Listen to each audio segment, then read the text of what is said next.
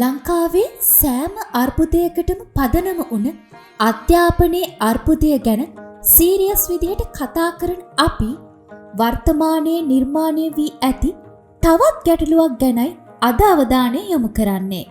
සෑම වසරකම එක ශ්‍රේණියට ඇතුළත් වන 3,50,000ක පමණ දරුවන් අතරින් විශ්වවිද්‍යාලය සඳහා සුදුසුකම් ලබන්නේ 25,000-30,000 අතර ප්‍රමාණයක් පමණයි. අනෙත් සියලු දෙනා මේ අධ්‍යාපන ක්‍රමය තුල හැලෙනවා.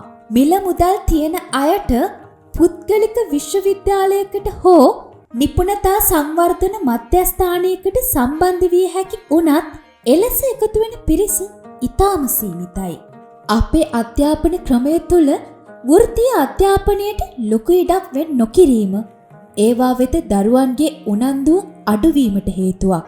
උදාහරණයක් ලෙස කුඩා කල අපි දරුවෙක්ගෙන් ඇහුවොත් අනාගත බලාපොරොත්තුව ගැන 85%ක්ම කියන්නේ එක්ක ඩොක්ටර් කෙනෙක් නැත්නම් ඉංජිනේරුවෙක්.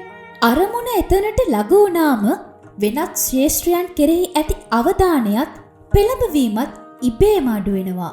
අද රටේ තරුණ ශ්‍රම බලකාය කුඩා ආදායම් ඇති ස්වන් රැකියාවල, ත්‍රිරෝද රථවල, ටික්ටොක් වල කාලය නාස්ති කරන්නේ අන්න ඒකයි. මේ ශ්‍රම බලකාය ජාතික ධනය උත්පාදනය කරන වැඩපිළිවෙලට ඵලදායී ලෙස ඇතුළත් කරගන්න නම් මේ අධ්‍යාපන ක්‍රමය ඇතුලේ හැලෙන පිරිස අඩු කරන්න ඕනේ. හැමෝටම විවිධ ශාස්ත්‍ර තුල ඉදිරියට යාමට අවශ්‍ය පන්නරය ලැබෙන්න ඕනේ. ඒ සඳහා වන පෙළඹවීම අපේ අධ්‍යාපන ක්‍රමය තුල අන්තර්ගත වෙන්නම ඕනේ.